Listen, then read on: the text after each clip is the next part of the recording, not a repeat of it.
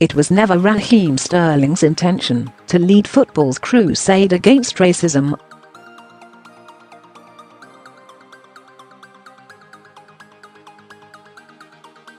On December the 9th, as he deliberated over whether to send an Instagram post that thrust the issue back into the spotlight, he never thought it would catapult him to the forefront of a movement to erase racial prejudice from the game for good.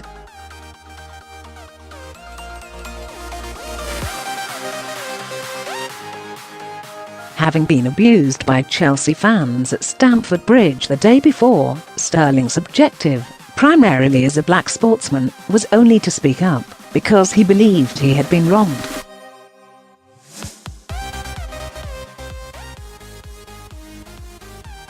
His post that day forced football to re-evaluate, calling out the media, this newspaper included, on how certain stories are reported dependent on the subject's skin color struck a chord.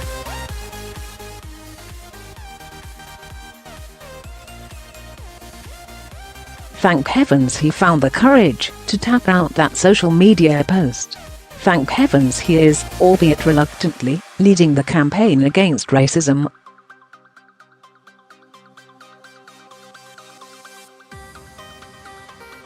"I didn't mean to be a leader, because I don't think I am leader in this movement," said the Manchester City forward.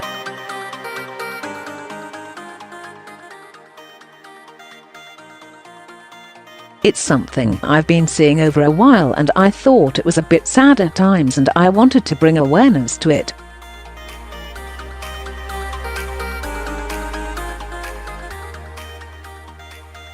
I didn't want to say anyone was racist. I just said something about the wording of stories.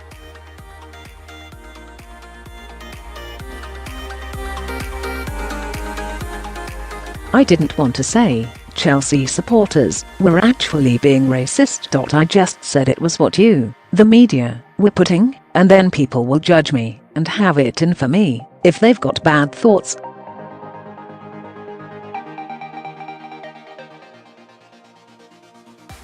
But no, I don't see myself being a leader in this.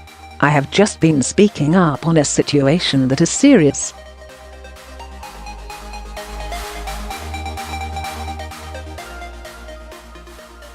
Yet for someone who admits to stumbling into his role as modern football's voice against racial prejudice, he is doing an excellent job.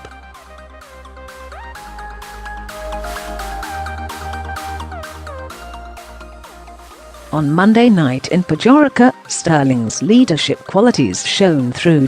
He admits he did not hear the racial abuse from Montenegro fans during the game.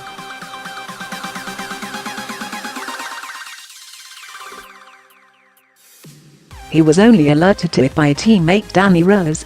The defender's anguish at being targeted again appeared to cut deep.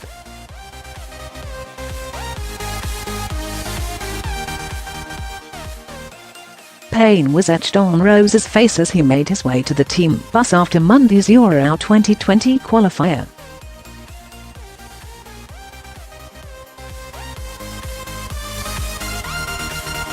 Infuriated to see Rose suffering, Sterling emerged as England's unofficial spokesman in the aftermath of the despicable events in Montenegro.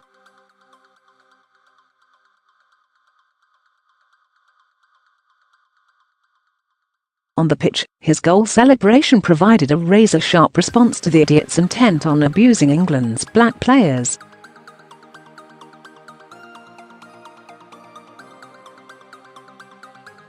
Off the pitch, Sterling spoke incisively about the matter. He recalled a match in 2012, when he witnessed a tearful Rose being racially abused while playing for England under-21s in Serbia.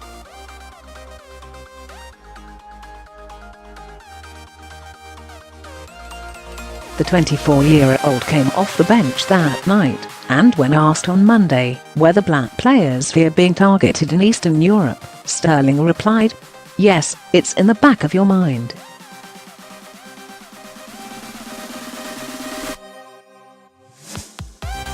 A few years ago it happened to Danny in Serbia. We knew it would be a similar atmosphere here.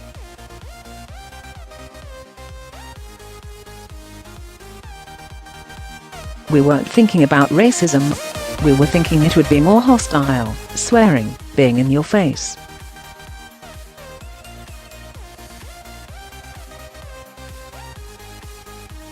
It's a real shame to be coming somewhere, to be reminded of what skin color you are, or what you resemble.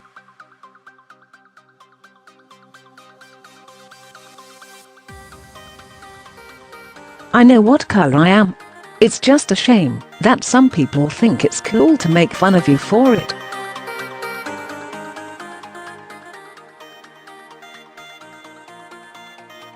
On his goal celebration, he added, "It wasn't an outpouring of frustration, it was just to let them know that you are going to have to do better than that to stop us."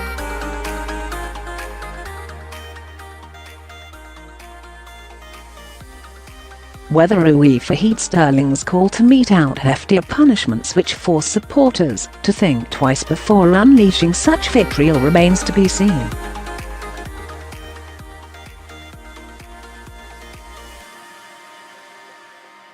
The governing body's swift decision to charge Montenegro is a welcome start, but Sterling reiterated his belief that forcing teams to play games behind closed doors, if supporters are found guilty, would be the strongest deterrent.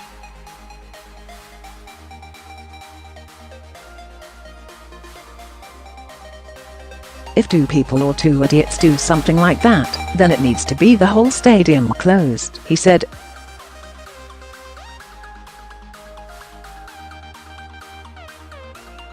Then the next time their team play a game, 2 or 3 idiots are going to think more, because they are going to make their team suffer when a game is played behind closed doors.